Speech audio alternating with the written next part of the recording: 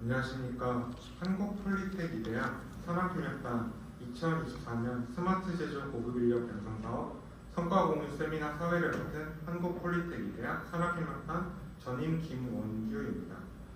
먼저 갑작스러운 날씨의 영향으로 세미나가 딜레이된 점 다시 한번 사과의 말씀드립니다. 바쁘신 일정에도 불구하고 저희 성과공유 세미나에 참석해주신 관계자 여러분께 진심으로 감사드립니다. 오늘 행사는 한국폴리텍이대학 산학협력단 스마트 제조 고급인력 양성 사업에 올 한 해의 성과를 공유하고 지역 중소기업 제조 현장의 스마트 팩토리에 대한 인식을 확산하여 이를 통한 주안부평 산단 및 인천 제조기업의 경쟁력 제고와 인력 양성 추진 전략 수립 등을 위한 교류의 장으로 마련하고자 합니다. 그럼 오늘 행사의 진행 순서부터 먼저 말씀드리겠습니다. 오늘 행사의 순서는 내빈 소개, 개회사에 이어 장재철 한국폴리텍이대학 산학협력팀장님께서 사업 소개 및 성과 보고를 진행해 주실 예정입니다. 이어서 첫 번째 세미나는 배성환 지능형 제조융합연구조합 이사장님께서 진행해 주실 예정이고, 두 번째로는 다원 김도원 대표님께서 진행해 주실 예정입니다. 마지막으로는 기념사진 촬영 이후 만찬순으로 진행하겠습니다. 먼저 오늘 성과공유 세미나에 참석하신 분들을 소개해드리겠습니다. 지능형 제조융합연구조합 배성환 이사장님 자리해 주셨습니다.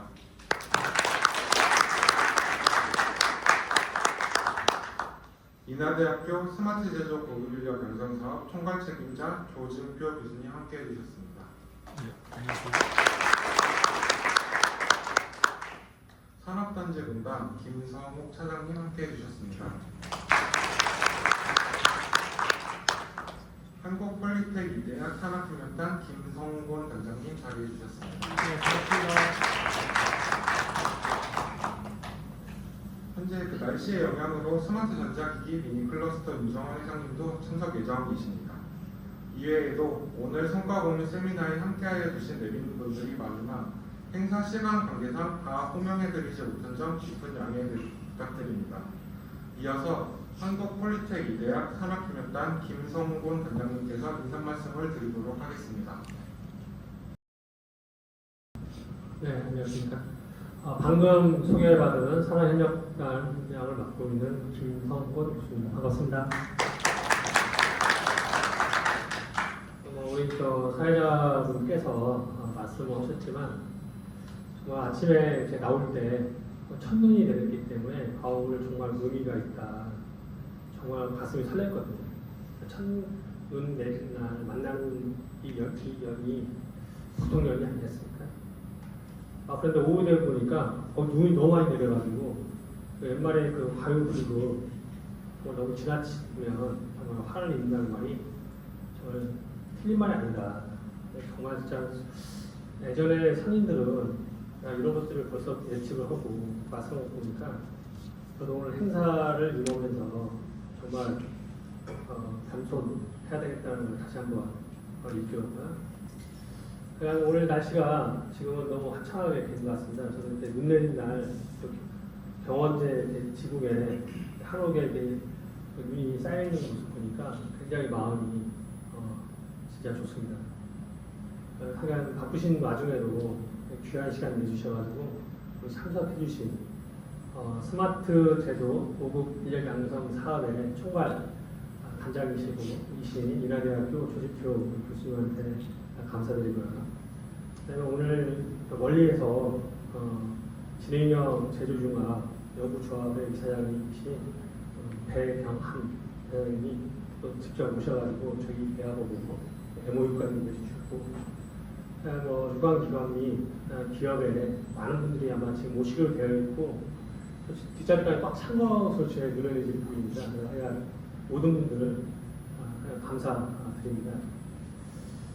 저희 대학은 지난 22년 2년 동안 스마트 제조 인천 남동공단 산하에 스마트 제조 고급 인력 양성 사업이라는 사업이 있었습니다.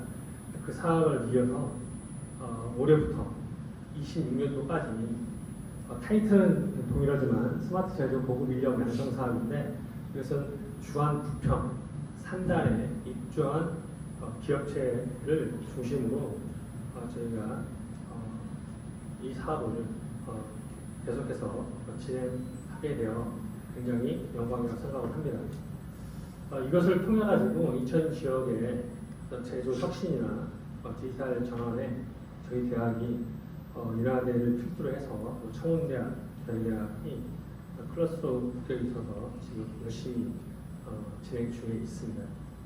여기 계신 분이 잘 알고 계시다시피 요즘 스마트 제조는 단순한 어떤 생산 공정을 넘어서 효율성과도 그런 어떤 단순한 효율성과도 정말 요즘에 트렌드에 맞게끔 전환이 되면서 어떤 경쟁력을 굉장히 강화시키고 미래의 먹거리, 인천 지역의 먹거리를 새롭게 창출하는 정말 핵심 기반 기술이 아닌가 이렇게 생각을 합니다. 특히 정말 요즘에 빠른 어떤 그 변화하는 어떤 환경 속에서도 글로벌적으로 변화하는 어떤 경제 환경 속에서 살아남기 위해서 저희가 인천 지역에 이런 지속 가능한 타이틀처럼 지속 가능한 제조 혁신을 이루어가지고 좀 더 발전된 인천 지역, 특히 주안 부평 산단을 중심으로 좀 발전을 했으면 하는 것이 저희 바람입니다. 그래서 아무쪼록 이번 세미나에 참석해 주신 많은 분들 다시 한번 감사드리고요. 저희가 지난 한 해 동안 올해 저희가 이루었던 성과 그리고 저희가 이 성과를 이루기 위해서 도전했던 어떤 과정 이것들을 여기 계신 분들한테 한번 저희가 발표를 하고 공유를 해드리고 향후에 저희가 어떤 이 사업을 하기 위해서 전략이나 어떤 목표를 추진할 수 있도록 서로 공유할 수 있는 그런 논의의 장이 되었으면 합니다. 정말 오늘 또 첫눈 오는 날 정말 의미 있는 날에 저희 사업이 지속되고 또 인천 지역에 정말 특히 주안 부평 우리 저 산단공에 우리 저 관계자분 차장님 김성호 차장님도 오셨지만 굉장히 인천 주안 부평 산업단지를 육성하시기 위해서 정말 불철주야 노력을 하셔서 저희도 그걸 열심히 하도록 하겠습니다. 그래서 여기 계신 우리 저 선생님들이 정말 많은 노하우를 오늘 비록 짧지만 이런 시간에 그런 업무를 조금 경험담을 충분히 아마 토론하고 이렇게 상호 의견을 전달하다 보면 더 나은 어떤 스마트 제조, 지속 가능한 스마트 제조의 어떤 혁신이 이루어지지 않을까 생각을 합니다. 그래서 아무쪼록 올 한 해 이 사업을 추진하고 있었던 인하대학교, 청운대학교, 저희 산단 가족분들한테 다시 한번 그 노고에 우리 저 현관 단장님을 비롯해서 단장님을 대신해서 제가 먼저 친하게 말씀드리고요. 앞으로 이 사업이 지속될 수 있도록 여기 계신 분들이 오늘 정말 멋있는 세미나 장이 돼서 유익한 시간이 되었으면 합니다. 이것으로 인사말을 가름하도록 하겠습니다. 감사합니다.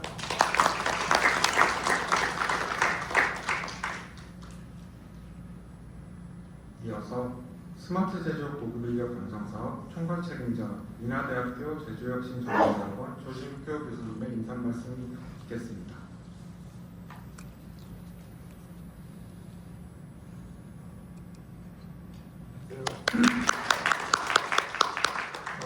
저희 그 스마트 제조 고급 인력 양성 사업은 2021년부터 1단계를 했고 2단계는 이제 주안부평 산업단지를 하고 있습니다.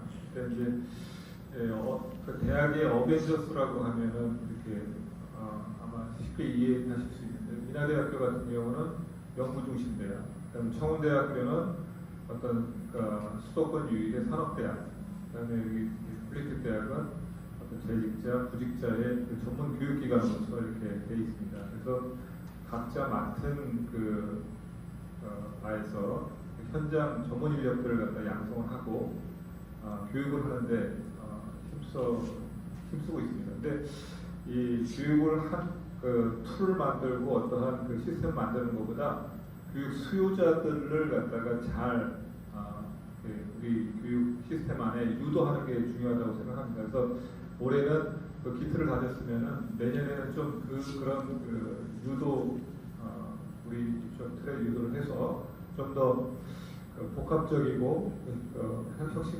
핵심적으로 좀 지도를 할 수 있도록 이렇게 노력하겠습니다. 오늘 그 폴리텍 대학의 그간 성과 보고에 와주셔서 감사합니다.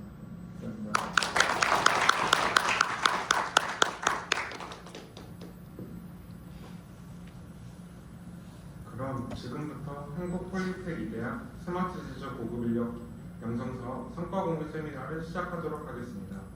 첫 번째 순서로 사업 소개 및 성과 보고를 진행하도록 하겠습니다. 진행을 맡아주실 분은 한국폴리텍 이대학 산학교육단 장재철 산학교육 팀장님이십니다.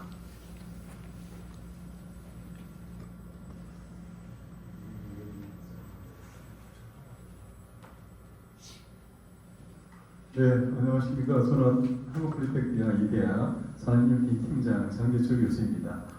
제가 오늘 설명드릴 내용은 여러분들 다 잘 알겠지만 저희 폴리텍 대학에 대한 조금 제가 이제 3자 입장에서 항상 느꼈던 그러한 부분에 대한 오해 소지가 좀 많이 있어서 좀 역사적인 내용을 포함을 시켜서 조금 설명을 드리고요. 그리고 산학인력팀에서 산학인력단에서 이루어지는 각각에 대한 부서에 대한 기능, 그리고 마지막으로 성과 보고 순으로 말씀을 드리겠습니다.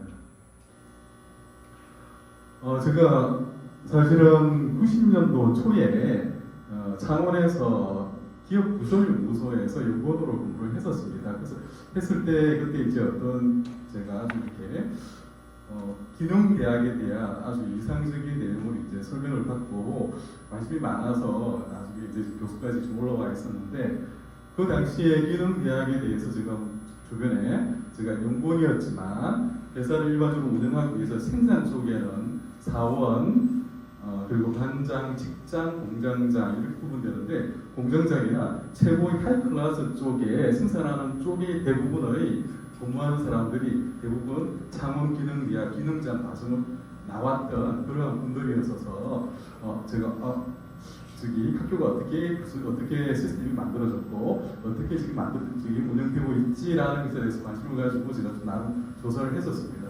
사실은 저희 인천 캠퍼스가 역사적으로 보게 되면 68년도에 신설되었어요. 그래서 67년도에 직업훈련법이라는 그러한 법이 생성되고 만들어지고 박정희 정부 시절입니다. 그리고 68년도에 중앙직업훈련원으로 처음에 시작을 했었습니다. 그래서 역사적으로 보면 56년 역사를 가지고 있어요. 그리고 73년에 서울 정수가 만들어지고 77년도에 창원 기능대학이 만들어졌습니다.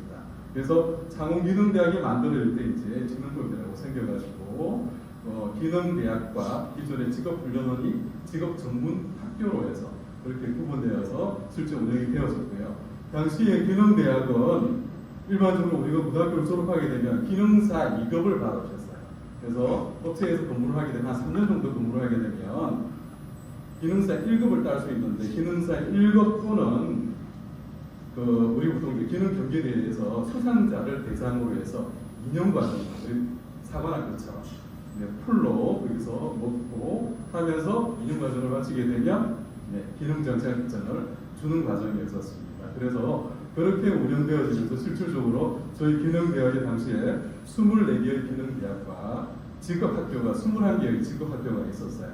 그래서 산업인력공단 하위에 기능대학 직업전문학교가 운영되어지면서 2006년도에 이제 통합이 되어졌습니다. 그래서 직업전문학교하고 기능대학하고 같이 통합되어져서 운영되어졌고요. 실질적으로 저희 예산은 거의 기재부 예산으로 다 운영되고 있어요. 그래서 저희가 정확한 기관의 성격은 기타 공공기관으로 분류가 되어져 있습니다. 그리고 2008년도에 이제 한국폴리텍 대학으로 해서 새로 개편이 되어졌고요. 폴리텍 대학은 우리 일반 서울의 본교와 캠퍼스와 있는 것과 마찬가지로 우리 전역의 전체적인 학교의 형태는 총 번역별로 해서 1부터 7까지 대학, 그리고 특성화 대학, 그리고 또 고등학교까지 포함시켜서 그렇게 학교가 구성이 되어져 있습니다. 그래서 저희 대학은 지역별로 해서 사실은 이제 행정국립대학이고요. 그 외에 이제 캠퍼스로 해서 1에서 7까지 구성이 되어져 있고, 특성화 대학은 바이오, 항공, 그리고 반도체, 그리고 로봇 해서 4개가 따로 구분되어지고, 이제 마지막으로 외국, 그러니까 우리나라 내에 이제 고등학교 과정으로 해서 저희 다송학교라고 해서 기술대학 고교가 현재 만들어져 있습니다. 그래서 저희는 과정상 그렇게 많은 역사가 있음에도 불구하고 현재 폴리텍 대학이라는 그런 개념만 가지고 계셔서 제가 나름 3절장에서 판단한 저희 대학에 대해서 설명을 드렸습니다. 자, 저희 인천 캠퍼스는 앞에서 보시는 것과 같이 저희가 기존에 했던 모든 과정을 다 포함하고 있어요. 2년제 학위 과정으로 해서 14개 학과를 가지고 있고요. 그리고 기능장 과정으로 해서 3개 학과, 그리고 하이테크라고 해서 1년 과정 해서 2개 학과, 그리고 4년, 그러니까 2년제 전문학사를 가지고 2년도 추가해서 4년제 학위를 가지는 그런 학과로 해서 4개 학과로 해서 운영되어지고 있습니다. 다음으로 산학협력단에 대해서 제가 말씀을 드리겠습니다. 저희 산학협력단은 3개의 팀으로 구성이 되어져 있습니다. 3개 팀 또는 연구소로 구성이 되어져 있는데 제가 이제 소속되어 있는 산학협력팀, 그리고 일학습 추진팀, 그리고 산학기술연구소라고 해서 3개로 구분이 되어져 있고요. 저희 팀에서는 산학협력팀에서는 스마트 제조, 고급인력 양성 사업과 같은 그런 산업, 산자부의 지원을 받아서 움직이는 그런 사업이 있고요. 그 다음, 진산맛이라고 해서 지역 산업 맞춤형 인력 양성 과정이 있습니다. 현재 추진하는 결과는 한 140% 이상 실적을 내고 있어요. 재직자 포함해서. 그리고 또 시군구 상생 일자리 사업이라고 해서 계양구 사업이 있었는데 저희가 올해 평가를 받았었는데 전국에 관련된 유사한 여러한 교육기관 중에서 우수평가를 받았었습니다. 그리고 이제 저희 팀에서는 넓게 운영되어져 있고요. 다음 일학습 추진팀에서는 보시는 것 같이 고승력 일학습 피텍에 관련돼서 추진하고 있고요. 또 재직자 그리고 5개월 단계의 일학습 병행을 추진하고 있습니다. 마지막으로 산학기술연구소는 산학협력 센터라고 해서 중소기업 산학협력 센터라고 해서 중소기업 관련되어져 있는 기술 지원 및 프로젝트를 운영하는 사업을 진행을 하고요. 그리고 창업보교센터 인큐베이터를 운영하고 있습니다. 그래서 마지막으로 사실은 국제협력 쪽인데 도톤 HRD 관련된 사업을 같이 진행을 하고 있어요. 저 방금 말씀드린 건 저희 산학협력팀에서 운영되어지는 내용에 대해서 말씀드렸습니다.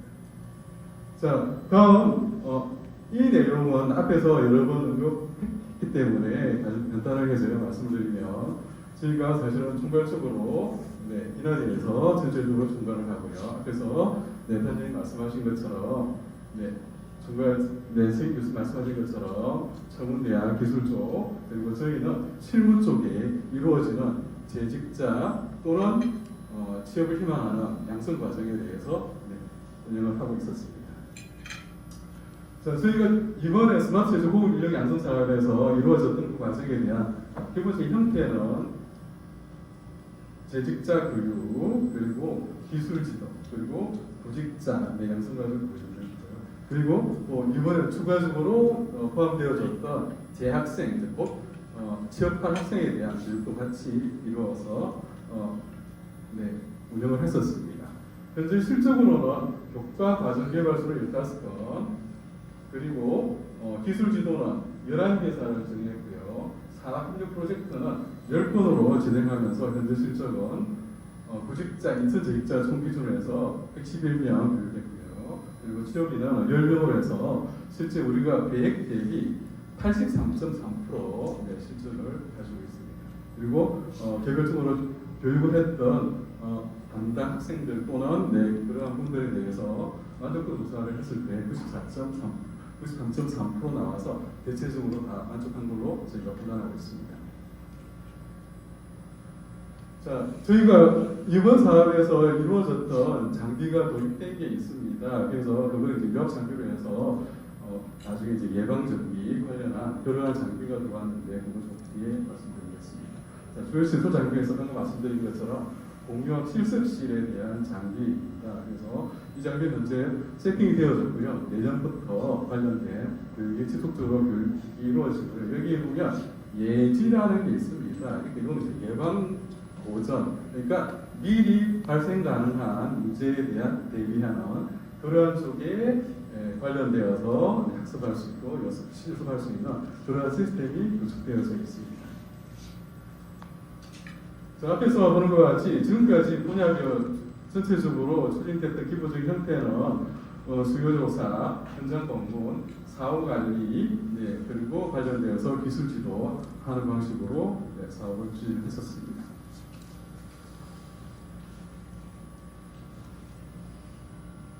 자, 구직자 과정입니다. 구직자 과정은 올 8월 한참 더울 때 시작을 했고요. 8월 1일부터 10월 31일까지 총 480시간을 운영을 해서 PLC를 비롯해서 매니팩처 엑스큐션 시스템이라고 해가지고 생산 관리 시스템까지 전반적인 회사에서 이루어지는 요즘에 일반적인 회사에서 이루어지는 대부분의 부분에 대해서 전체적으로 다 이루어졌고, 그리고 우리가 프로젝트 베이스로 형태로 해서 실제 이제 운영되는 부분에 대한 프로젝트 단위로 교육을 많이 진행을 했었습니다. 네, 재학생 과정입니다. 재학생 과정은 보시는 것 같이 방학 때 8월 1일부터 관련되어서 재학생 과정을 운영을 했었고요.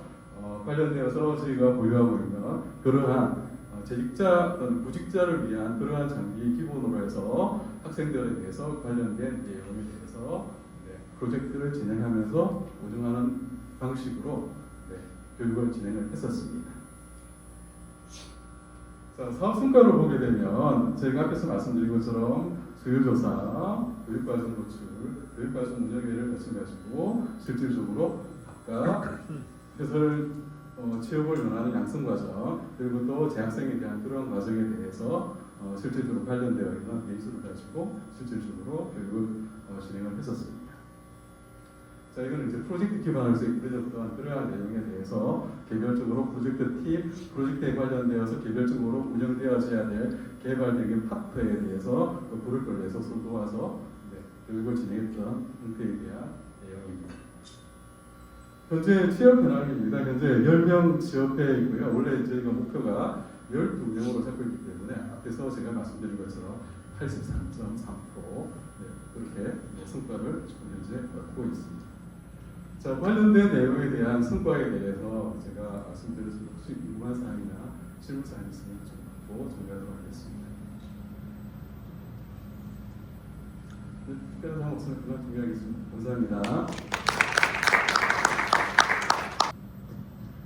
다음 순서는 스마트 제조 최신 트렌드 및 탄소 중립을 주제로 지능형 제조 융합 연구조합 배경환 이사장님께서 세미나를 진행하여 주시겠습니다. 큰 박수로 맞이해 주시기 바랍니다.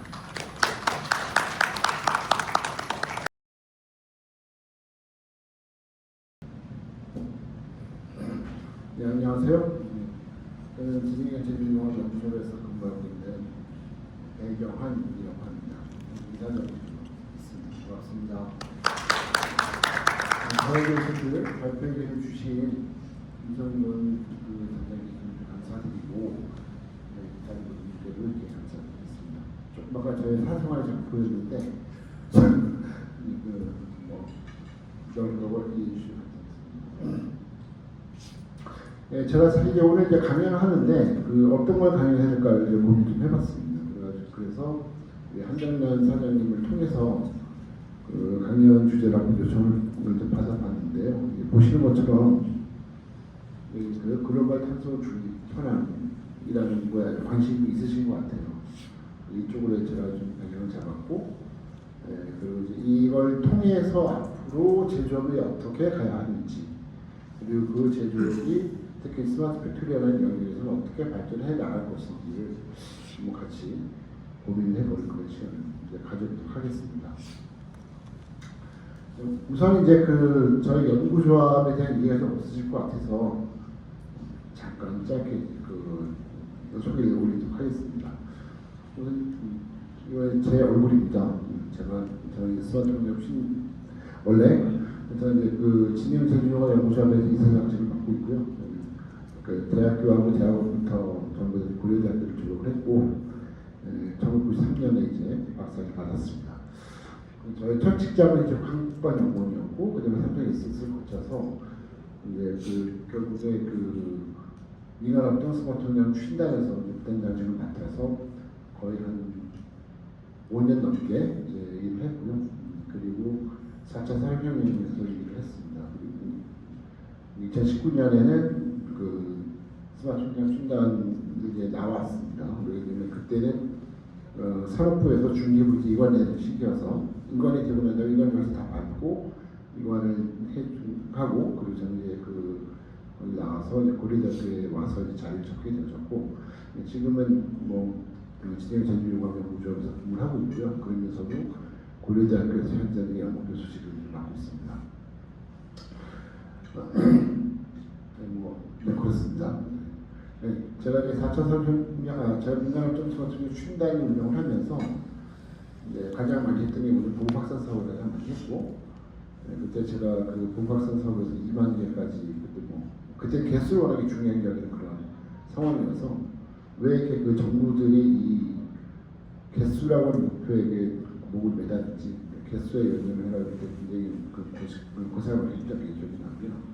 그 다음에 제가 매진했던 게 R&D 쪽, 그 다음에 교육 사업이었어요. 교육 사업에서는 여러 대학에다가 대학원을 만드는 데 초점을 맞춰서 대학원을 제가 10개 대학의 대학원까지는 만들었던 것 같습니다. 그걸 만들어서 좋은 인재를 양성했는지 잘 모르겠습니다. 하여튼 아직도 그 운영하고 있는 데가 많이 있기도 하고요. 키드만 좀 설명드릴게요. 진영 제주yoga 연구조합을 줄이면 우리 영어로 바꾸면 키드만으로 바꿀 수가 있습니다. 코리아 인티리어스 앤 디지털 매니팩처링 어소시에이션이라는 말인데 약자로 줄인 건데요. 제가 19년에 이제 그 고려대학교로 옮겼거든요. 옮겼을 때 그 학교 생활을 하려고 했는데 그때 이제 그 공급 기업들, 소위 말하는 솔루션사들이죠. 솔루션사들이 저를 찾아왔어요. 찾아와가지고 그냥 여기서 멈출 것이 아니라 뭔가 새로운 일을 해보자고 의견을 제시했습니다. 많은 분들이 이제 같이 하게 되었는데 고민하면서 뭘 할까 고민했거든요. 뭘 할까 고민했는데 사실 그 사람이 저를 찾아온 이유는 사실 이제 스마트 공장에 대한 본학사 사업을 했기 때문에 시장을 계속 이제 업그레이드하고 발전시키는 쪽에 일을 원했던 건 사실인데 사실 그것도 이제 그 가능하려고 하면 정부의 그 정부 사업이라고 뒷받침이 있어야 되거든요. 사실 뭐 그때 나오고 난 이후에는 엄밀하게 말하면 끈 떨어진 상황이 사실 엄밀하게 말해서 끈 떨어지고 나면 그 다음에 할 일이 별로 없거든요. 그래서 할 수 있는 게 뭐냐면 솔루션 개발을 하자. 솔루션 개발을 하려고 하니까 그 단체를 만들어야 되겠는데 단체를 협회를 만들어야 되냐 아니면 연구하는 어떤 그 단체를 만들어야 되냐는 문제가 생겨요. 그래서 찾아보니까 연구를 전문으로 하는 어떤 단체를 만드는 방법 중에 이런 게 있어요.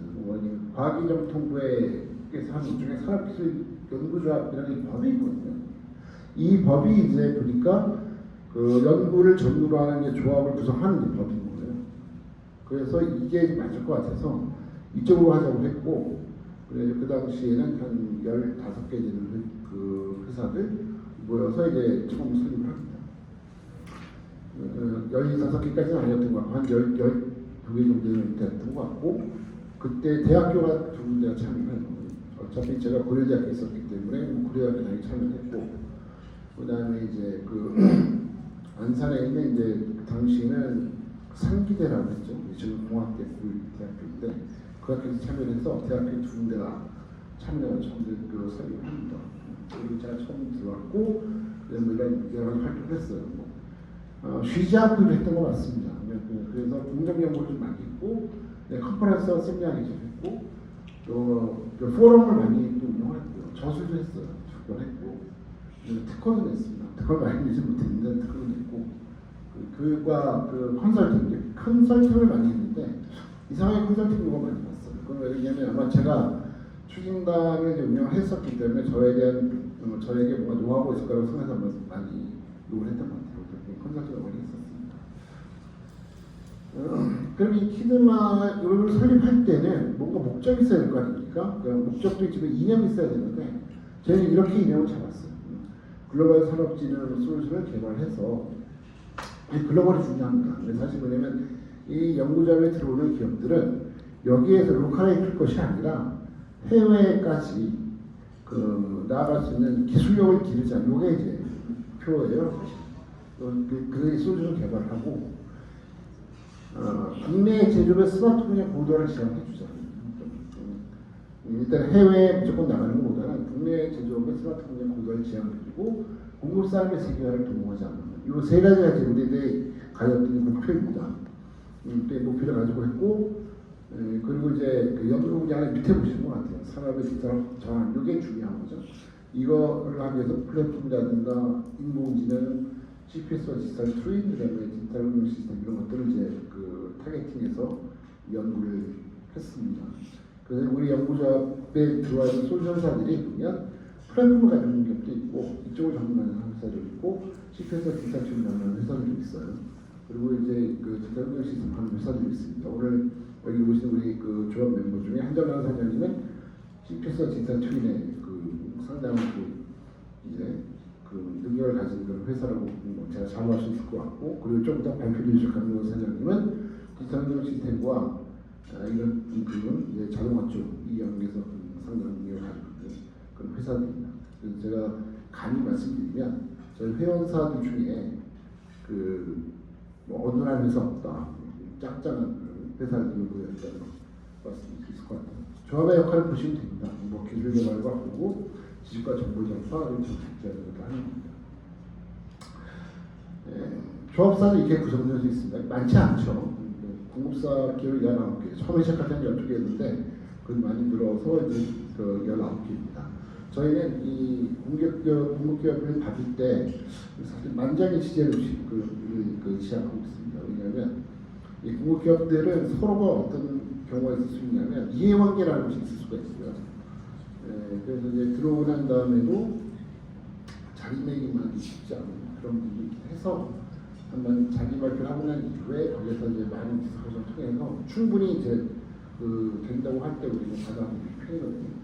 여기 들어온 그 회사들도 자기는 편안하게 들어왔을 거라고 오해하는 경우가 있는데 실제로 그렇지 않아요. 굉장한 이제 그 테스트를 거쳐서 하는 편입니다. 그리고 대학교는 많이 들리지 못했는데 공학대학교 같은 있는 상태인데 내년에는 아마 다른 대학교, 뭐 선진관대학교라든가 이런 대학교들이 들어오지 않을까. 그리고 뭐 저희는 이제 폴리텍 대학하고도 연구하고 싶습니다. 이렇게 해서 키드마에 대한 이제 소리를 간단하게 드렸습니다. 블루매트로 할게요. 탄소 중립을 위한 글로벌 규제부터 보겠습니다. 왜 탄소 중립이 필요한가? 잘 아시죠? 여기 더 이상 얘기 안 해도 됩니다. 올해만 해도 이미 우리는 경험했잖아요. 워낙에 이제 이 온실효과에 대해서 경험했고, 올해뿐만이 아니라 매년 여름만 되면, 봄만 돼도 알죠. 엄청나게 더워지고 있다는 거 잘 알고 있어요. 이거는 IEA라고 하는 세계 기구에서 만든 자료를 그냥 프로젝트에서 보여드립니다. 굉장히 높죠. CO2 발생량이 굉장히 높고, 그러면서 이 온도도 높아지면서 굉장히 온도도 높아지는 현상이 있습니다. 이건 CO2만 보는 거죠. 다른 게 아니고. 근데 온실가스는 CO2만 있는 게 아니에요. CO2 말고도 굉장히 많습니다. 이산화탄소, 메탄, 이산화질소, 수증기, 프레가스 이런 게 굉장히 다 온실가스에 해당이 되어지는 거고, 이것들이 어떤 문제를 일으키는가는 뭐 제가 얘기 안 해도 아실 것 같습니다. 이걸 좀 피부로 와닿게 얘기하려고 하면 스티븐 호킹이라는 사람, 스티븐 호킹 박사 얘기하고 들어볼 것 같아요. 이 양반이 돌아가시기 전에 몇 가지 이야기를 한 적이 한 게 있는데, 그 중에 하나가 70년 안에 이대로 가면 이러한 기구는 살 수 없는 배가 될 거다. 분명히 얘기를 하고 가셨거든요. 그래서 탄소 중립이라는 문제 굉장히 깊이 생각을 한 적이 있습니다. 그걸 알았으니까 그러면 이제 그 다음에 어떤 활동을 하는지를 좀 보죠. 아리건 여러분 잘 아시는 내용이죠. 이 아리건 요거는 글로벌 아리백에서 쓰고 있는 공식 이제 그 엠블렘이에요. 밑에는 한국 아리백의 그 엠블렘입니다. 아리백 이거는 이제 그 민간기구의 자발적인 참여에 의해서 만들어진 그런 이제 그 기구죠. 자발적으로 만들어진 2014년에 만들어졌고요. 그다음에 클라이맥스 그룹하고 CDP가 연합해서 이게 그 발족이 되어졌어요. 2014년에 이제 그 파리 협정을 성공적으로 이끌어낸 게 이렇게 되어지게 됐고, 가입자 개는 뭐 연간 뭐 100 그 기가와트 아워 이상을 소비하는 기업이나 포춘의 1000대 기업 안에서는 이런 기업들 이제 가입 자격을 주고 있습니다. 가입 기업 수 현재 434개의 기업이에요. 처음에 시작할 때는 100개 기업 정도 시작했는데 4배가 늘었죠. 목표는 뭐냐면 2050년까지는 이제 아리백 참여하는 기업들 100% 탄소를 만들지 말자 이거니까 엄청나게 알고 보면 이제 그 큰 목표인 거예요. 잘 쉽지 않죠. 2030년까지 60%, 2040년까지 90%를 목표로 하고 있습니다. 우리나라도 여기에 대해서 굉장히 이제 그 처음에는 관심을 많이 가졌어요. 사실 얼마 전까지 관심을 많이 가졌는데 신정부 최근에 그 신정부 들어오면서 이 아리백에 대한 관심이 많이 줄어들어 버렸는데 어쨌든 아리백에 대한 관심이 굉장히 아직도 높은 편이에요. 우리나라 현실 한번 볼까요? 우리나라는 이제 수출을 먹고 살잖아요. 이 아리백이 가장 크게 영향을 미치게 수출에 영향을 미치게 될 거거든요. 수출기업의 55%가 뭔지 모르겠다고 얘기한다는 거예요. 이게 한국일보에서 4월 24일 날 이제 그 설문조사를 한 건데 사실 알고 보면 굉장히 심각한 이야기거든요. 뭔지 모르겠다. 그리고 설문에 응답한 기업들 중에서 16.7%가 이제 그 아리백 그 이행할 요구를 받았다는 거예요. 너희 아리백을 이행해라. 그 요구 받았대요. 이때까지 그렇게 많지 않은 거예요. 16.7%는. 근데 이 중에서 41.7%는 당장 해달라고 얘기를 받았다는 거죠. 우리 어린이도 계산을 해보면 한 8% 미만 정도는 당장 와서 아리백에 참여를 해 이렇게 했다는 거예요. 예, 그리고 이제 뭐 그 13.4%는 뭐 다른 거래처를 물색하겠다고 했더니 너희랑 거래 안 하고 나는 여기 말고 당장 할게 여기 한 데도 있고 또 9.5%는 아니 사업적 공격을 볼까 이렇게 했다는 거죠. 그리고 3.6%는 아루의 요구 기업과 거래를 중단할 거라고 얘기한 그런 것도 있다는 거예요. 합쳐보면 사실 거의 20%가 넘는 한 25% 정도 되는 기업들이 아리백을 하게 되어지면 나는 사업을 안 하겠다고 하는 정도의 수준까지 한번 왔었던 것 같아요. 어찌 보면 우리나라는 아리백에 대한 이해가 별로 없었던 거예요. 근데 이것만 가지고 안 됩니다. 왜냐하면 아리백을 잘못 이해하는데 아리백은 민간기구이고 자발적인 기구이기 때문에 내가 이걸 준수를 안 해도 나는 사업이 된다고 생각을 하잖아요. 그런데 이 아리백 뒤에 뭐가 있냐면 이게 있는 거예요. 이게 다 규제거든요. 이 아리백은 민간기구가 주도를 한 거고 이 아리백의 조건에 맞춰서 뭘 했냐면 뭘 하기 시작했냐면 이 아리백의 조건에 맞춰서 EU 특히 주로 EU인데 EU가 자기 대륙에서 발생하는 탄소 문제는 절대 용서하지 않겠다는 이제 그 의지가 나타나는 거예요. 여기서부터 발등이 불이 떨어지는 거죠. 첫째가 이제 이걸 시작하게 된 게 그 CRM이라고 하는 거예요. 핵심 원자재법이라고 합니다.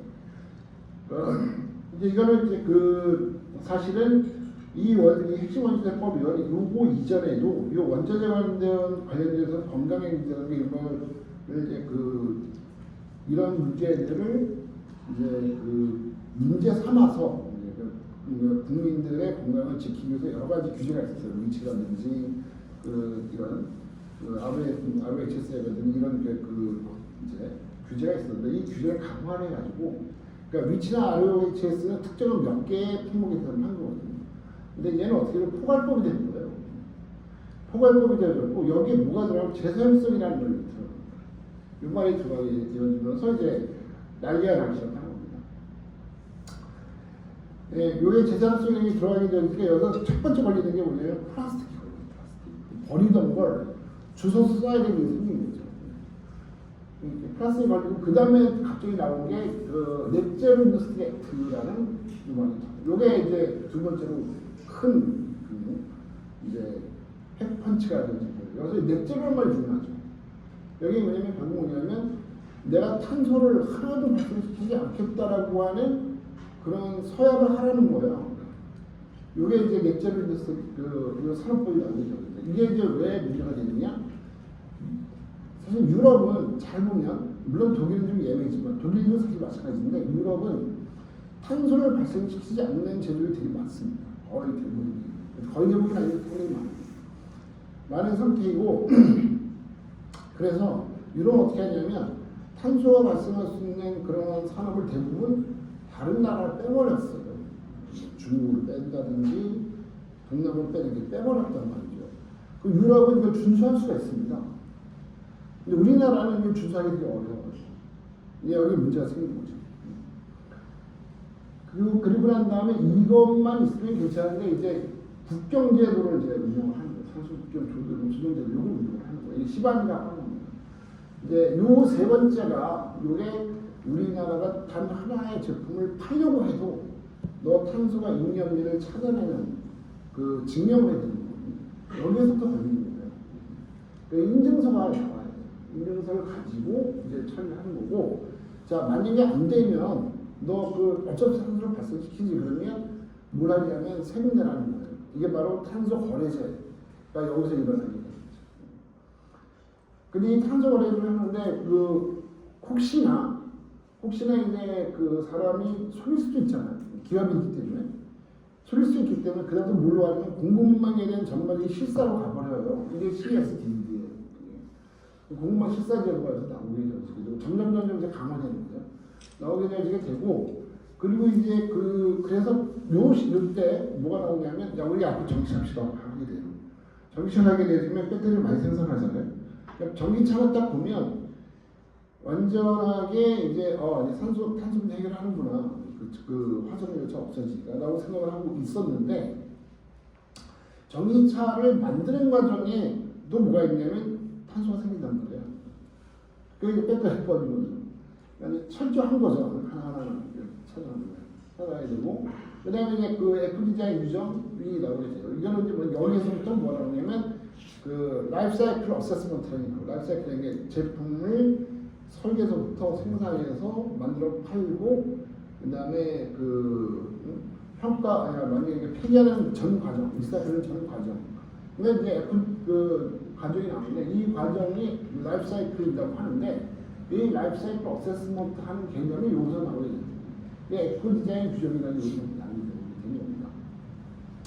제품의 생애 주기가 나오고 내구성, 재활용 가능성 이런 거 전부 다 확인하는 거죠. 그리고 이거에서 파생된 게 DPP라는 건데 이거 DPP죠. DPP라고 하는 건데 이 DPP가 디지털 프로덕트 패스포트라는 개념이 여기서 나오게 되는 거예요. 이 디지털 프로덕트 패스포트는 겉으로 볼 때는 얘랑 비슷하게 보실 수 있어요. 하지만 얘랑 좀 많이 다른데 이 디지털 프로덕트 패스포트는 내가 제품을 팔려고 하면 우리가 다른 나라에 여행 갈 때 패스포트 하듯이 제품에 대해서 이 여권의 심사를 받는 제도가 되는 거예요. 이게 프로덕트 패스포트가 되는 거예요. 이게 나오게 되어지고 그 다음에 CO 배출 규제가 나오게 되어지고 그 다음에 자동차 배기가스 규정이 나오는데 이 자동차 배기가스 규정이 그전에는 이게 단기가 있는데 유로 1, 2, 3, 4, 7, 6가 있었는데 6까지는 이제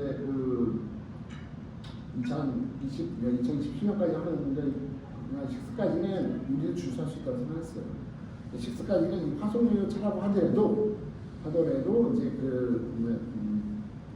이제 우리 하이브리드 차를 이용하게 되면 충분히 할 수 있다고 생각하는데 7으로 넘어가면서 이제 트럭부터 모든 상용차들 이런 차들이 탄소 배출 못하게 되어지는 이런 규제가 나타나게 되어지게 됩니다. 이게 나타나게 되어지니까 앞에 있던 이 앞에 있던 아리백은 자발적인데 얘는 강제 규정이거든요. 이 강제 규정을 준수하지 않으면 제조를 못하는 사태가 오게 된 거예요. 이게 이제 바로 발등에 불이 된 거죠. 제가 보기에는 우리나라의 제조업이 가장 큰 문제가 될 거다라고 보는 거예요. 왜 그러냐면 이제 우리가 제조 강국하면 유럽에서는 독일 이렇게 생각하죠. 우리나라에는 당연히 대한민국 이렇게 생각하고 그다음 중국을 생각하는데 중국은 엄밀하게 나중에 그 냉정하게 따져보면 해외 수출 안 해도 안에서 내수로 살아요. 살 수 있어요. 오히려 그걸 다른 나라가 원할지 모릅니다. 왜냐하면 내수 살면 굴뚝이 여기 안 나. 저걸 돌라도 되거든요. 안 해도 된다는 거예요. 우리나라는 내수 살 수 없는 나라. 이거 분명하잖아요. 근데 결국은 나가서 팔아야 돼요. 팔려고 하면 결국은 조금이라도 탄소를 발생시키지 않을 수 없는 거예요. 근데 그 대기업이 아니라고 생각하는 게 이게 뭐냐면 야, 탄소는 내가 발생 안 시키면 되는 거잖아라는 생각하는데 그렇지 않아요. 결국 내가 주문한 제품, 부품에서 탄소가 발생하냐 안 하냐는 문제가 나타나는 게 되게 들어지는 거죠. 하여튼 그런 것들 다 이제 있는 건데 그러니까 탄소 중에 범위가 여러 가지가 있습니다. 그래서 탄소 발전기라고 하는 게 그 PCF라고 하는데 카본 풋프린트라고 하는 게 개념을 가지고 근데 아까 말씀드린 LCA, Life Cycle Assessment라는 이 개념이 이제 그 왜 개념에 의해서 탄소를 추적을 합니다. 트레이서빌리티 추적을 하거든요. 추적이 요 스코프 1, 2, 3가 있어요. 스코프 1은 뭐냐면 공장 내부에서 직접 원천이 되는 오염 배출을 그 감시하는 거예요. 예를 들어서 이제 우리가 지금 포항제철이라고 하자 봅시다. 포항제철이 불뚝으로 계속 연기가 나죠. 호크스를 가지고 뗀단 말이에요. 포항제철 사실 알고 보면 미래에 이제 그 공룡을 해야 되는 얘기하는데 불뚝으로 이게 그냥 CO2가 계속 나오고 있는데 요거를 수소로 다 바꿨어요. 그래서 안 나오지 않습니까?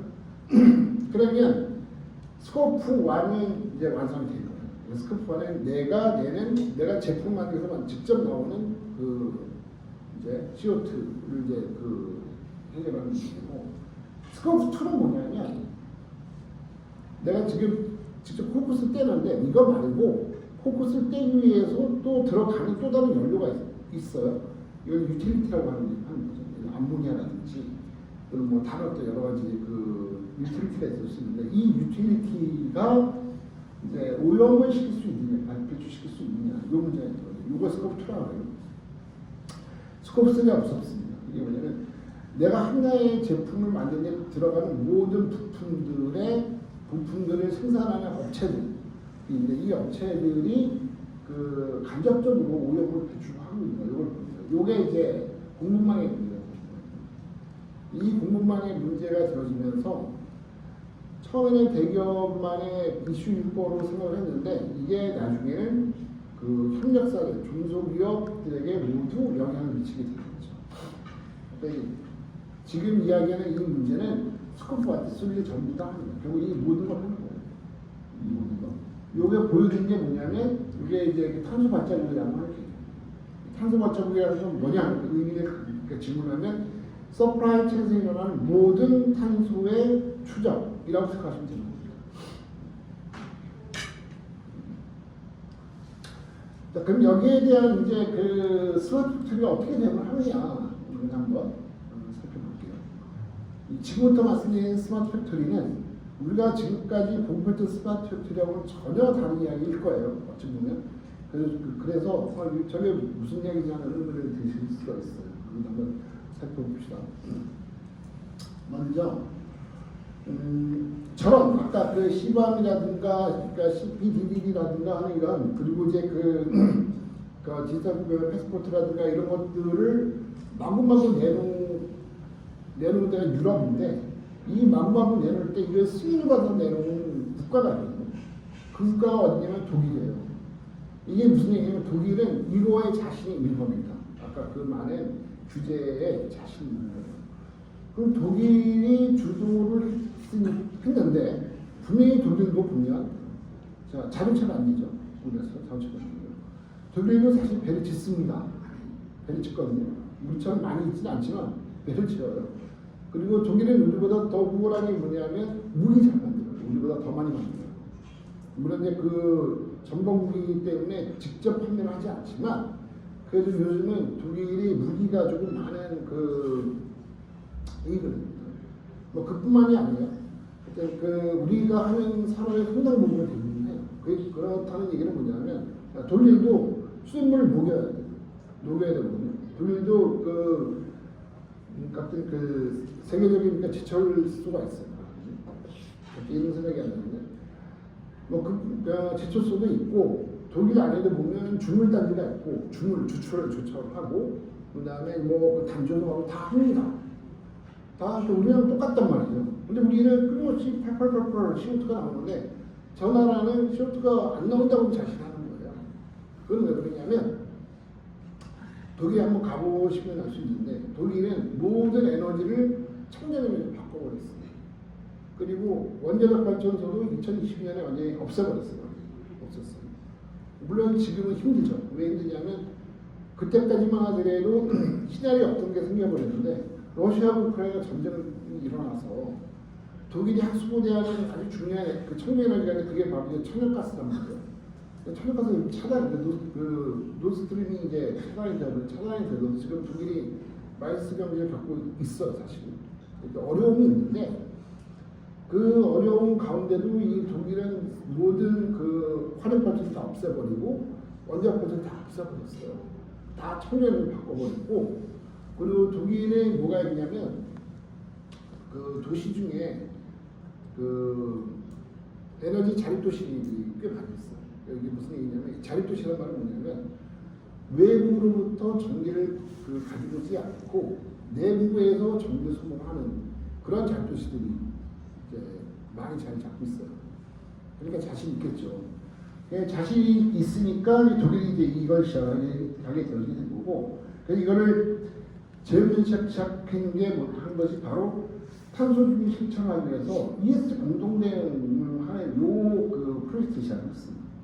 요거를 이제 시작할 때 썼던 기술이 사이버 피지컬 시스템이라는 개념.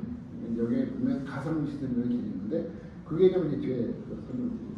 우선은 데이터 공유 서비스 체계를 만들었어요. 요걸 하기 위해서. 요게 이 데이터 공유 서비스 체계라는 게 뭐냐면 탄소 중립을 제대로 실천하는지 아닌지 확인할 수 있는 그리고 탄소에 대한 거래까지 다 확인할 수 있는 체계를 만든 건데 이게 카테넥스라고 하는 프로젝트입니다. 이 프로젝트는 얼마 전에 완성이 되어가지고 블로그가 잘 운영이 되고 있고 여러분이 관심 있으면 카테넥스라는 컴퓨터 쳐보시면 홈페이지 다 뜨고 여기 보면 이게 이니셔티브란 말이 나오죠. 많이 나오는 이니셔티브란 말은 주도권이라고 보시면 돼요. 이 독일의 야심 창작 중에 하나가 뭐냐면 탄소 발전을 비롯해서 ESG, 재활용 비율 등의 환경 문제에 대응할 수 있는 주도권을 갖고 있다는 거예요. 이 주도권은 어떤 주도권이냐면 전 세계에 대한 주도권을 갖고 있다는 거예요. 이게 굉장히 무서운 개념이라고 보시면 돼요. 우리나라에 관심 가져야 됩니다. 주도권을 갖기 위해서 이제 활동을 하게 되어지게 되고 그리고 여기에 보면 그림이 있잖아요. 이게 카테넥스입니다. 카테넥스인데 이 카테넥스가 사스 구조로 되어 있어요. 사스의 소프트웨어라고 하는 그 개념으로 소프트웨어 서비스라는 개념으로 되어 있는 사스 구조로 되어 있는데 이 카테넥스는 여기 보면은 이런 웹의 다른 또 카테넥스가 존재해서 카테넥스끼리 서로 연결이 되는 구조를 가지고 있고 이 연결을 주는 표준이 있는데 이 표준이 이제 이리시라고 하는 표준이 있습니다. 이게 데이터 확보한 전송 체계라고 하는 이 개념의 표준이에요. 이리시의 뜻이 뭐냐면 밑에 보면 이클립스 데이터 스페이스 커넥터라고 하는 개념이에요. 이런 개념의 표준이 있어서 이게 이렇게 꽂으면 연결된 체계로 되어 있습니다. 그래서 이 구조는 한마디로 말하면 뭐냐면 분산되어 있는 환경 하에서도 데이터 추적을 필요할 때 할 수 있는 구조를 만드는 개념의 표준입니다. 이 표준을 만들어서 운영하고 있고요. 이 카테넥스에는 현재 독일에 있는 모든 자동차에서 그리고 독일에 있는 모든 자동차 부품에서 독일에 있는 모든 제품 회사들이 여기 다 참여를 하고 있습니다. 우리나라에 여기 참여자를 먼저 있고요. 그 다음에 데이터를 공유하기 위한 하나의 플랫폼이 필요한데 이 플랫폼 중에 하나가 이제 가이아X라고 하는 거예요. S자라는 많이 쓰죠. 이 S의 뜻이 뭐냐면 이제 익스체인지라는 뜻이에요. 서로 교환한다는 뜻이에요. 가야 X라는 데이터를 공유하고 데이터를 교환하는 체계를 이용하겠다는 거예요. 가야 X 뒤에 설명드릴게요. 그리고 데이터 표준과 데이터 표준을 정하는데 이게 AES라고 하는 표준입니다. AES는 Asset Address Chain이라고 하는 개념인데 이 개념과 그다음에 데이터 호환 아까 이 시간 이 개념에 의해서 서로 데이터 교환하는 구조를 제가 만들었어요. 네. 2021년에 이제 유럽이 28개 파트너를 시작했다. 현재 193개 이제 그 멤버들로 확장이 되었고 이 193개 멤버 안에는 우리나라는 없는데 이제 그 유럽을 비롯한 이제 그 세계적인 기업들이 많이 참여하고 있습니다. 이것이 이제 그 독일이 주도하는 그 컨셉이라고 보시면 돼요. 요게 카트나 X의 아키텍처예요. 그런데 뭐 그림을 뭐 다 보실 필요는 없고 간단하게 보면 이제 자, 첫째는 공유한다는 개념. 그래서 여기 보면 쉐어드란 말만 쓰죠. 쉐어드 이름만 씁니다. 공유를 한다는 뜻이죠. 공유는 뭐를 하냐면 포털을 쉐어합니다. 포털과 마켓플레이스를 쉐어해요. US는 익스체인지하는 개념인데 하여튼 포털과 마켓플레이스를 쉐어하고 비즈니스 서비스를 다시 같이 쉐어합니다. 데이터 서비스를 쉐어하고 그 다음에 이 통합 서비스를 쉐어하는 구조가 되어 있고요. 그 다음에 맨 밑에 뭐가 있냐면 데이터를 공유할 수 있는 플랫폼이 있는데 이 플랫폼을 가야엑스라고 하는 플랫폼을 이용해서 쓰겠다는 겁니다. 이 개념이 그 내가 중심이 되어서도 다른 외부와도 이렇게 연결하겠고 나는 일대 다의 개념으로 연결이 되어서 끝나겠다. 것이고 이 와는 그 주체자가 그러니까 이걸 사용하는 사용자가 그 주도를 한다는 그런 기본 컨셉이 되는 것이고 그리고 그것이 외부는 이제 멀티가 되는 거죠. 요 개념이 서프라이 체인지먼트에서 말하는 일대 다의 개념이라고 보시면 돼요.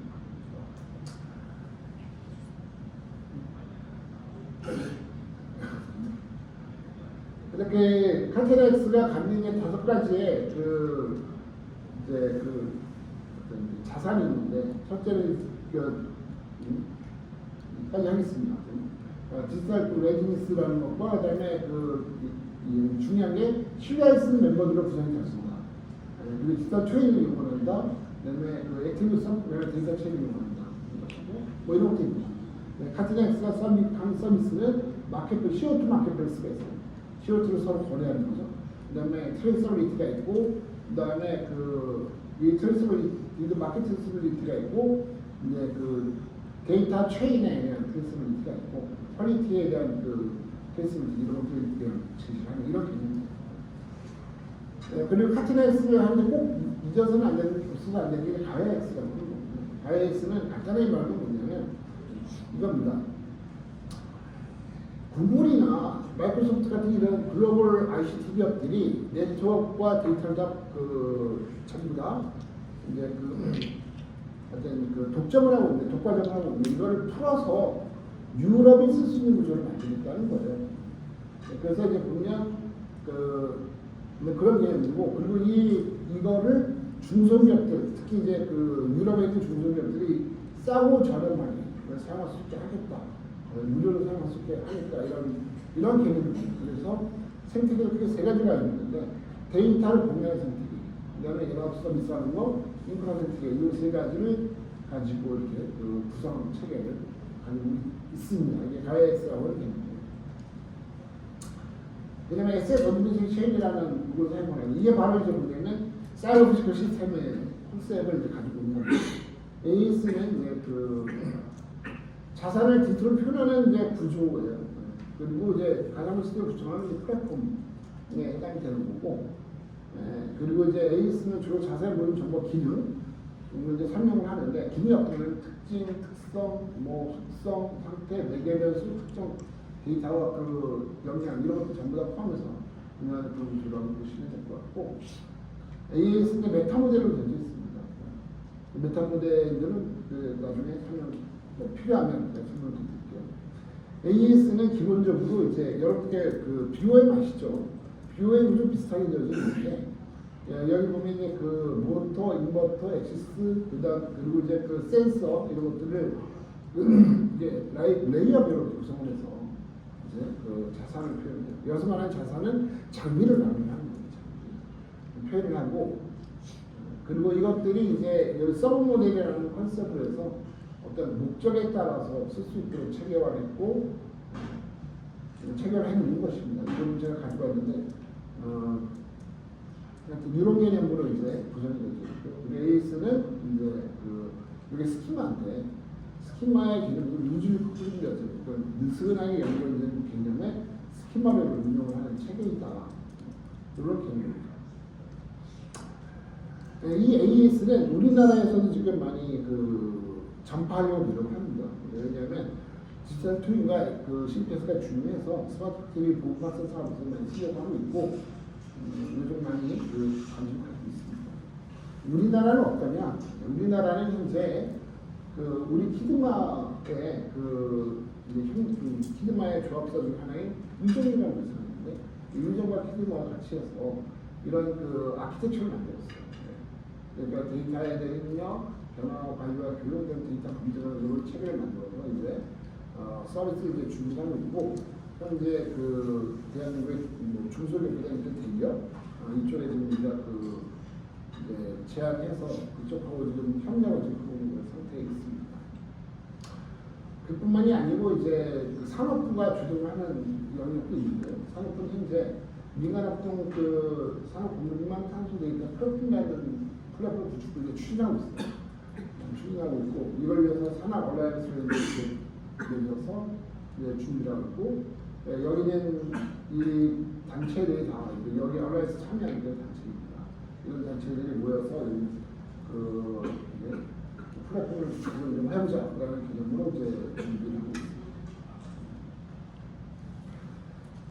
한번 요약해서 정리를 해볼게요. 자, 스마트 팩토리, 우리가 보통 얘기하면 스마트 팩토리는 AI, 그다음에 MES, 그다음에 자동화 이쪽을 많이 이야기하는데 물론 이게 중요합니다. 근데 이게 새로운 개념의 스마트 팩토리 개념을 도래했다고 볼 수 있습니다. 어떤 개념이냐면 안전, 탄소, 온난화 가스에 대한 제조업 솔루션으로 이제 범인다고 있다. 그 전에 SH를 얘기 많이 했었거든요. 세이프티, 헬스케어 이런 그다음에 인바이런트 얘기는 ESG 개념으로 발전했어요. 그다음에 CPS가 플랫폼화가 되었습니다. CPS가 굉장히 뒤쳐가지고 있는 거죠. 그리고 탄소와 온난화가스에 관련해서 이제 SaaS 서비스를 발전하고 있고 이제 엣지 시스템이 중요했어요. 엣지 시스템이 중요해서 엣지 시스템과 SaaS의 연결 구조를 정리해 나가는 게 되고 신개념의 서프라이 체인 시스템이 이제 도입하게 되었습니다. 그린워의 시대가 왔어요. 그린워라는 게 뭐냐면 이게 전쟁이죠. 다변명에 관해서 유럽과 대한민국, 그다음에 여러 국가들, 그다음에 그린 전쟁을 벌이기 시작을 했거든요. 마지막에 그린워싱이라고 있죠. 그린워싱과 ES워싱이라고 있는데 이게 무슨 말이냐면 마치 내가 그린 활동을 하는 것처럼 하면서 가장하면서 실제로 하지 않고 있는 것 또는 그린화의 이런 탄소 중립에 참여하면 굉장히 많은 이니셔티브를 얻을 수 있으니까 나는 필요하지 않은데 마치 그린 활동이 필요해서 하는 것처럼 가장을 하는 것 이걸 그린워싱이라고 하거든요. 그리고 ES워싱은 ES를 하는 것처럼 ES워싱이라고 하는데 여기에 대응 확보가 필요해요. 왜냐하면 이것이 있어야만 누수가 없는데 여기에 대한 대응도 이제 스마트 팩토리에서 앞으로 발전시켜 가는 방향이다라는 걸 여기 말씀드리고 두서없이 말씀드린 죄송합니다. 여기서 마치도록 하겠습니다. 감사합니다.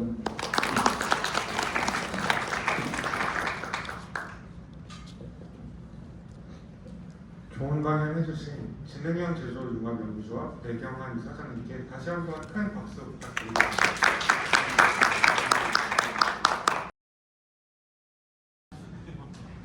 이어서 진행하도록 하겠습니다.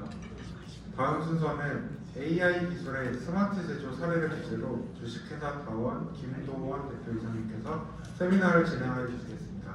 큰 박수로 맞아주시기 바랍니다.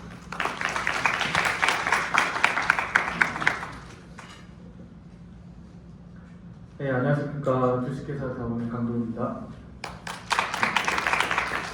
저희가 세미나를 요청을 받았을 때 저희 그 조합사 중에 제가 소속이 돼 있는데 저희가 여기 지금 오늘 스마트 제조 고급 인력 양성 사업에 어떻게 보면 가장 어울리는 업체 중에 하나가 아닐까라고 해서 저희가 좀 추천을 받아서 이 자리에 쓰게 된 것 같습니다. 이 사업을 하시는 거가 나중에 어느 정도 경험이 쌓이면 저희 같은 업체와 같이 또 하는 그러지 않을까 생각이 듭니다. 이번 시간에 AI 기술의 스마트 제조 사례입니다. 그래서 타이틀은 이제 지능형 제조 혁신을 제공하는 이제 스마트 팩토리 엣지 시스템에 대해서 말씀을 드릴 거고요. 저희 이 부분에 대해서 말씀드리면 어떤 이론적인 것들은 없습니다. 근데 사례를 중심으로 현재 좀 어떻게 흘러가고 그리고 나서 산업의 전반적인 그런 부분들을 보실 수가 있겠습니다. 목차는 간단하게 저희 회사 소개를 드리고 그리고 이제 회사의 어떤 빌딩 시스템이 뭐고 또 솔루션 소개와 사례가 이제 로봇 자동화, 지능형 비전, 자동화 솔루션, 그다음에 엣지 시스템의 어떤 예제들 이런 순서로 말씀드리도록 하겠습니다. 그냥 가볍게 보시면 되겠고 뭐 머리 아프고 이런 부분들이 아니기 때문에 그리고 여기 있는 앉아 계시는 거의 교수님들이 다 알고 있는 내용이기 때문에 그렇게 크게 새롭거나 그런 부분은 아니지만 좀 재미있는 부분이 되겠습니다. 일단 회사 소개를 말씀드리겠습니다.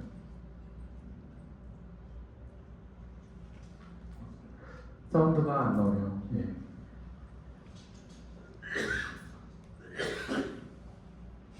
(30초짜리) 인트로인데 좀 음악이 좀 괜찮거든요. 컨트리 쪽이었는데 일단 보시면 뭐 음악이 안 나오니까 예. 괜찮습니다. 그냥 소리 나니까. 저희가 회사에서 어떤 솔루션을 통해서 엣지 시스템을 어떻게 구축하는 것에 대한 어떤 회사 인트로가 되겠습니다. 음악하고 같이 보면 굉장히 재밌는데 그냥 보니까 좀 뭐하네. 네.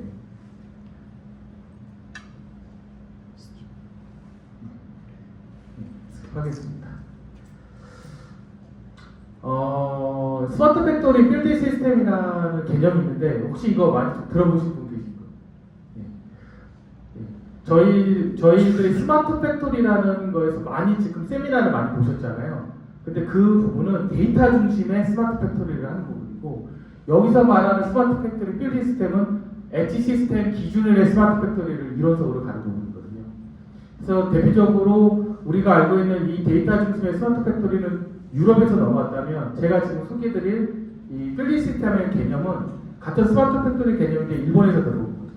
그래서 저희는 하드웨어 중심의 스마트 팩토리 빌딩 시스템이 되겠고 보신 것처럼 엣지, 포그, 클라우드 기본적인 레이어는 다 아시는 거와 같이 큰 변화는 없습니다. 그래서 저희는 클라우드나 포그가 아니라 엣지 시스템에 있는 일반적으로 이제 로보틱스나 그 다음에 지능형 비전, 자동화 설비, 센서 등등 기타 디바이스 등을 이용해서 생산 데이터를 수집하고 생성해서 윗단, 그러니까 포그단이죠. 여기서 말씀드리면 알고 계시는 이제 MES나 뭐 PUP 이런 부분에다 저희가 이제 데이터를 전송해서 가는 그런 시스템이 되겠습니다. 이 개념은 좀 다르죠. 그래서 저희 입장에서 보면 하드웨어 중심에서 하는 그런 빌딩 시스템 개념이다 이렇게 보시면 되겠습니다. 이걸 기준으로 해서 저희 회사의 이제 솔루션이 되겠습니다. 간단한 회사 소개이기 때문에 우선 이제 저희는 자동화 솔루션을 하고 있습니다. 그래서 기본적으로 이제 자동화 설비에 대한 컨설팅, 그 다음에 이제 설계 디자인이죠. 그리고 제작, 그 다음에 이제 PLC나 또 컨트롤 쪽에 컨트롤, 그다음 시제품 테스트, 또 그런 기술 대응까지 하는 그런 부분들을 솔루션을 가지고 있고요. 두 번째는 이제 지능형 머신 비전 솔루션을 가지고 있습니다. 일명 이제 AI 비전을 하는데 저희는 보신 것처럼 하이브리드 비전 검사 솔루션이라고 해서 AI 비전과 기존의 룰 베이스 비전하고 같이 동시에 사용할 수 있는 하이브리드 머신 비전 솔루션을 가지고 있습니다. 단순하게 그 AI에서 끝나는 게 아니라 비전도 사용할 수 있는 그런 부분들이 되겠습니다. 그리고 저희가 또 가지고 있는 요즘 트렌디하죠. 로봇 자동화 솔루션을 가지고 있습니다. 여기서 타이틀을 보시면 로봇을 공급이 아닌 로봇 자동화를 저희가 제공을 하고 있습니다. 지금 여기 교수님들이나 많은 분들이 알고 계신데 로봇 공급을 받아서 많은 수요 기업들이 많은 어려움을 겪는 경우들이 굉장히 많습니다. 왜냐하면 로봇 공급과 로봇 자동화는 확연하게 다르거든요. 그렇기 때문에 저희는 이제 로봇하고 로봇 자동화까지 구축하는 솔루션을 드리는 거고, 저희가 이 세 가지를 기준으로 해서 이 스마트 팩토리 필드 시스템을 완벽하게 좀 구축하고 있다, 이렇게 좀 말씀드리고 싶습니다. 그리고 저희 회사의 어떤 가치 창조가 되겠는데, 이 부분들은 저희 이제 어떤 철학이기 때문에 자립 준비 청년들을 양질의 일자리를 제공하고, 그걸 통해서 첫 단계 이제 인턴십을 통해서 저희가 이제 함께 공유하는 이런 저희 회사 철학이 되겠습니다. 그래서 홀로 서기가 아니라 함께 서기로 해서 다 함께 할 수 있는 그런 부분들이 저희 쭉 철학이 되겠습니다. 간단하게 말씀드리는 겁니다. 마지막에 저희 회사 소개는 마지막이고, 저희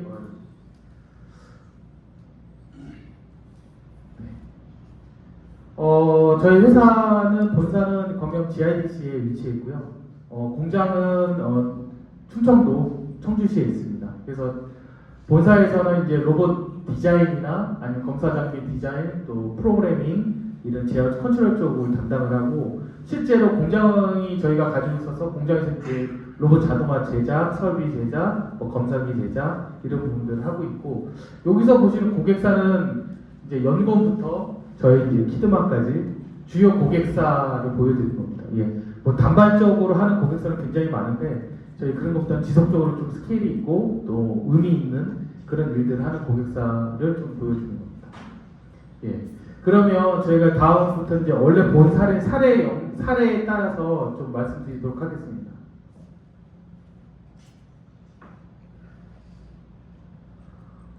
보신 것처럼 처음에 사례는 로봇 자동화 솔루션이 되겠습니다.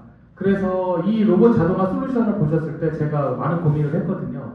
이건 어떤 거를 보여드려야 될까? 그래서 제가 생각한 거는 대부분 알고 있는 거를 한번 보여주자. 이 영역에 보시면 첫 번째는 이제 로봇 분류 시스템이죠. 그리고 두 번째는 이제 조립.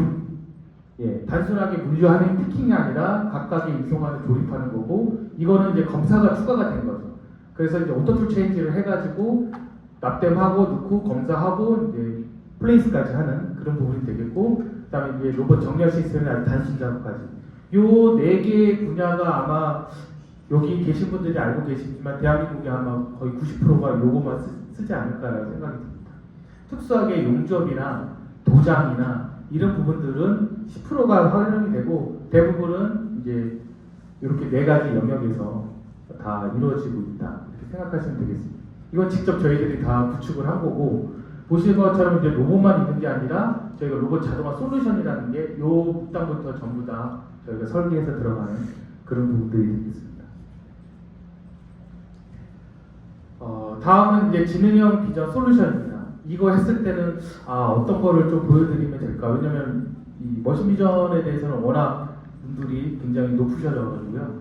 그래서 저희가 이제 굉장히 기술력으로 좀 승부를 해보자, 이번 이 지능형 솔루션 같은 경우는. 그래서 거의 저희가 이제 탑3 안에 갖고 있는 기술들이 있거든요. 그거를 좀 보여드리고 사례에 따라서 좀 소개를 해드리자 한 겁니다. 첫 번째는 컨택트 렌즈 검사입니다. 그래서 이제 렌즈 검사가 굉장히 어렵거든요. 근데 저희가 이 기술을 국내 거의 탑3 정도 갖고 있습니다, 저희가. 그래서 유수의 몇 개의 업체들과 지금 현재 진행하고 있고요. 그 다음에 주류입니다. 주류 굉장히 특수하죠. 이거는 거의 국내 최초로 했습니다, 저희가. 그래서 주류 업체에 지금 납품을 해서 저희가 하고 있는 부분들이고요. 요거는 이제 L사인데 뭐 보시면 아시겠지만, 그래서 작업자의 만족도가 굉장히 안 좋거든요, 이 작업을 했을 때. 그래서 로봇하고 비전을 활용해서 좀 더 수월하게 작업을 할 수 있는 그런 영역이 있습니다. 마지막은 이제 자동차 쪽입니다. 그래서 자동차 쪽에서 로봇과 비전을 통해 가지고 좀 더 작업의 효율을 좀 높일 수 있겠다, 이런 거를 보시면 되겠습니다.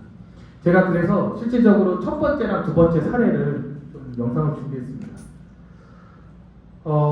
이제 보시면 이제 컨택트 렌즈 검사하는 부분들이고요. 지금 여기 있는 검사 영역은 최고 레벨이 아니라 아주 기초적인 단계고, 실질적으로 18개에서 32가지의 검사 항목이 있습니다. 각각 업체들마다 굉장히 보안이 심하기 때문에 공통적인 부분이 이제 요거가 되기 때문에 제가 이렇게 공개를 해드린 거고요. 저희가 하이브리드라고 말씀드렸잖아요. 그러니까 이거 지금 AI로 돌고 있으면서 안에 내부적으로 비전을 돌아가고 있거든요. 그러니까 보신 것처럼 저희가 AI 기술하고 기존 패턴, 길이 측정, 뭐 각도, 그 다음에 이런 형상, 코드, OCR 이런 거를 섞어서 저희가 써가지고 줄 수가 있거든요.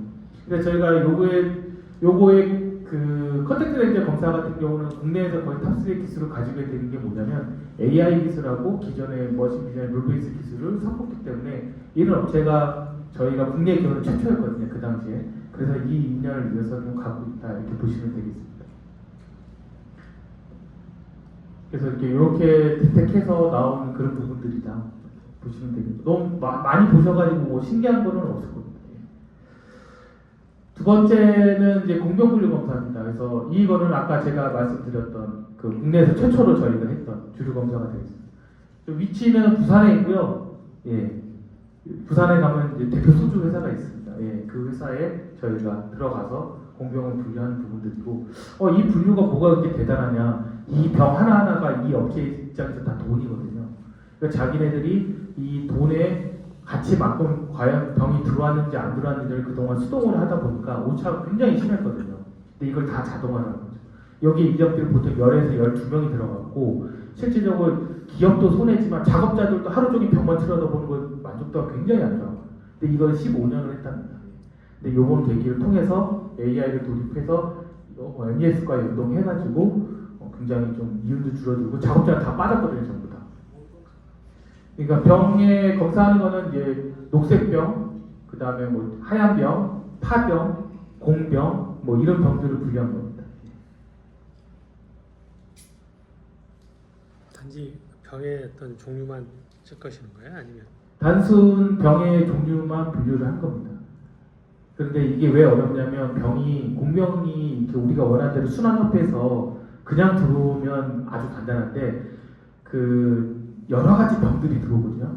그럼 그 병에 대해서 계속 AI 학습을 해야 되고 그걸 작업자가 편리하게 해줄 수 있게끔 만들어줘야 되고 그 각각의 병들이 그 병의 가격들이 있거든요. 예를 들면 진로병은 아는데 세로병이 유행했잖아요. 갑자기 기존에 어떤 병들이니까 그걸 빨리 또 등록을 해줘야 되고 그걸 전반적으로 다 검사 라인에다가 전부 다 모델을 또 넣어줘야 되고 그리고 MES 연결해서 가격을 선정해줘야 되고 뭐 이런 부분들을 이게 자동으로 해주는 그런 케이스가 근데 있어요. 이제 병 자체가 케이스에 담아져 있지 않나요? 공병 같은 경우는 박스에 박스에. 예 박스에 담고 처음에 그 박스에 담을 거 아니에요? 예. 그러니까 사람이 안 담고 사람이 담죠. 근데 이게 랜덤으로 들어오거든요. 그래서 이거에 대해서 조금만 말씀드리면 그 주류회사에서는 자기가 녹색병이 필요하면 30병에 관한 가격을 제출해서 몇천 박스를 하거든요. 근데 실제 들어오는 병들이 보신 것처럼 이런 병도 들어오고 없는 병도 들어오고 이상한 병도 들어오고 그거를 그 주류회사에서는 파악을 하고 싶은 거죠. 다 돈인데. 예, 그래서 자기네가 반납할 돈과 버리는 돈과 또그 AS 요청할 돈. 근데 이거를 기존에 사람을 하다 보니까 굉장히 많은 문제가 생겼죠. 그리고 저희 이제 자동화 솔루션이 되겠습니다. 예. 그래서 보신 것처럼 로봇을 이용해서 2차 전지에 사용하는 부분들이거든요. 2차 전지에 어떤 그 시료가 들어오면 조립해가지고 배출하는 그런 시스템이 있고요. 두 번째는 이제 식품 로봇 자동 시스템이라고 해서 여러 가지 식품에 이게 시사에서 하는 부분인데 식품들 여러 가지가 한꺼번에 쏟아져 내려오거든요. 기존에 여기서 한 23명 정도 분들이 대략적으로 막 분류를 하거든요. 박스에. 약간 쿠팡에서 약간 그런 부분처럼. 근데 그 부분들을 로봇을 활용해가지고 여기 비전 센서 여러 가지가 다 달라붙었거든요. 그래서 이렇게 통으로 만들어서 좀 간단하게 할 수 있는 그런 부분도 있고 밑에는 이제 다 아시다시피 이제 자동 적재 시스템, 그다음에 이제 스파트 실링 시스템 이렇게 장비들을 저희가 공개할 수 있는 것만 제가 공개해 드린 겁니다. 예. 이 장비는 사실 좀 공개하기가 굉장히 좀 힘들 거거든요. 업체 입장에서 보면. 그래서 이제 그림으로 좀 대체드리고요. 그 중에 이제 그나마 공개할 수 있는 게 저희가 요청을 받았을 때 얼마 전에 이게 들어간 거거든요. 좀 큰 기업에. 스파트 실링 시스템 저희 공장에서 이제 나가기 전에 데모를 했던 부분들이고요. 이 부분 같은 경우 제세동기, 그러니까 저희 심장이나 이런 제동 수출 부품에 실링하는 건데 굉장히 어렵거든요. 그런 부분들을 저희가 이 정도 장비를 만들어서 납품하는 그런 케이스가 되겠습니다. 좀 빨리 하겠습니다. 그러면 앞에 저희가 이제 자동화 솔루션도 얘기했고 지능형 머신 비전 솔루션도 했고 로봇 자동화도 했는데 이거를 그러면 실제적으로 합치는 거죠. 저희가 합치는 프로젝트가 되겠습니다. 선박용 밸브 품질 솔루션에서 로봇 3대가 들어가서 저희가 이걸 구축해가지고 그 엣지 시스템의 어떤 토탈로 보실 수가 있는 거죠. 이건 이제 많이 보셨을 겁니다. 예. 그리고 두 번째 같은 경우는 이거는 이제 처음 보시는 분들이 많은데 이거는 주류 공장에서도 했던 프로젝트고요. 이건 스페셜 에디션. 그러니까 주류 공장에서 자기 메인터넌스 하는 주류가 아니라 자기네가 파일럿으로 만들어서 넣는 생산 공장, 메인 생산 공장에 들어가기 전에 이거 한번 생산하고 검사하는 그런 루틴이 되겠습니다. 그래서 이거는 사람이 없는 겁니다. 다 로봇이 자동으로 키오스크에 사람만 넣어주면 알아서 로봇이 돼서 병들이 들어와가지고 검사하고 주류 담고 포장까지 해서 출하까지 하는 이 토탈 스마트 조리 시스템이 되겠습니다. 마지막으로 저희가 이제 데모 키트가 있거든요. 이 키트 같은 경우는 왜 보여드렸냐면 저희가 앞에서 좀 많은 질문을 좀 많이 받았거든요. 그래서 그런 거를 조금씩 어떻게 해보면 뭐 어떨까라고 많은 질문이 있어서 저희가 이제 이런 데모 킷을 만들어서 원하는 대로 좀 모디파이 해가지고 현재 지금 저희가 교육을 좀 시켜드리고 있습니다. 업체에. 예, 이상으로 저희 회사의 말씀을 마쳐드리겠습니다. 예. 혹시 질문이 있으시면 하셔도 되고요. 예. 없으시면 이대로 마치도록 하겠습니다. 감사합니다. 마지막으로 주한부평 산업단지 및 인천 제조기업의 DX 전환을 위하여 스마트 제조 사업 참여기업, 유관기관, 전문위원 및 교수님들 많은 도움을 주신 점 감사히 말씀드립니다. 올 한 해 많은 분들의 도움으로 DX 전환을 위한 소중한 한 걸음을 나아갈 수 있었습니다. 내년에도 우리 스마트 제조 고급 인력 양성 사업단에서는 기술 지도, 재직자 교육, 구직자 교육, 온라인 콘텐츠 등 주한부평 및 인천 제조 기업을 위한 프로그램을 열심히 준비하고 있어오니 많은 참여와 성원 부탁드리겠습니다. 이것으로 성과 공유 세미나를 마치도록 하겠습니다. 기념 사진 촬영 후 교류회장 및 만찬을 준비하였으니 모두 앞으로 나오셔서 사진 촬영 후 홀 뒤편 원형 테이블로 이동하여 주시기 바랍니다. 감사합니다.